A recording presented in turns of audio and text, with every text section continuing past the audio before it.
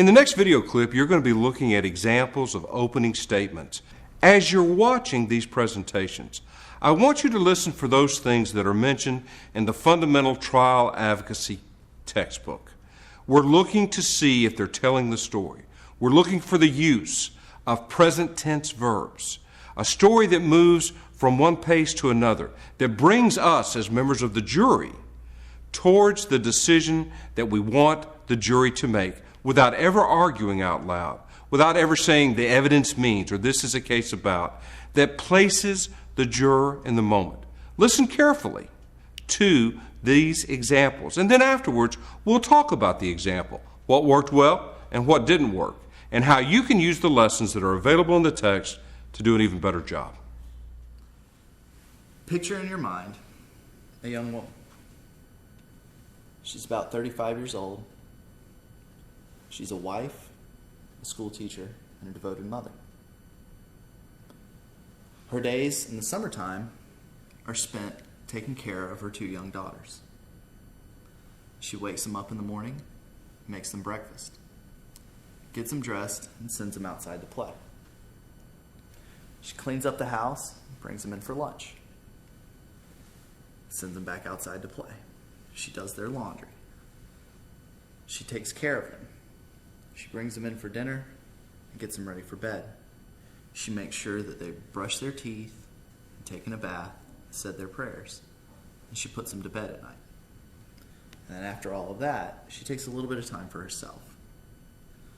She unwinds, she bathes, she relaxes for a bit and goes to bed, secure in the knowledge that she's safe in her home, that her husband will be home, and that she's going to get to do it all over again tomorrow.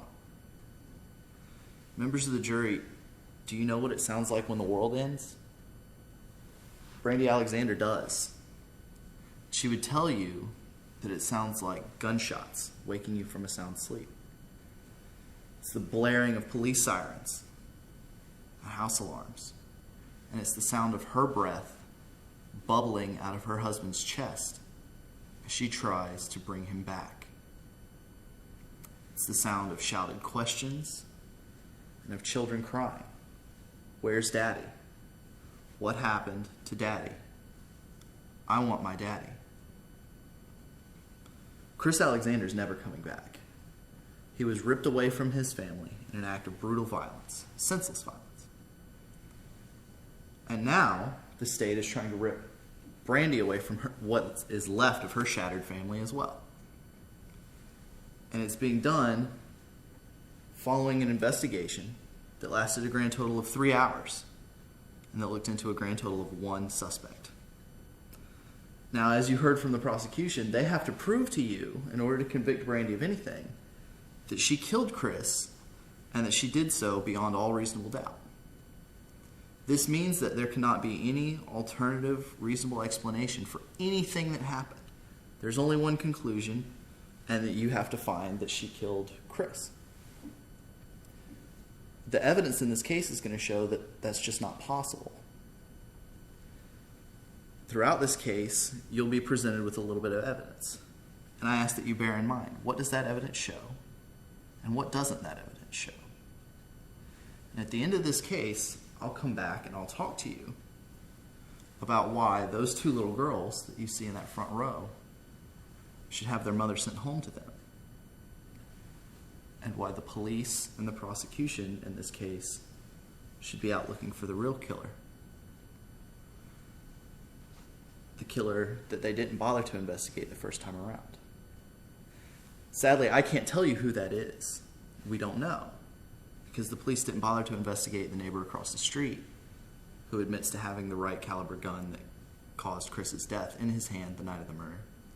They didn't investigate the jilted lover who had authored the threatening notes that were found on his body by the police. They didn't investigate anything.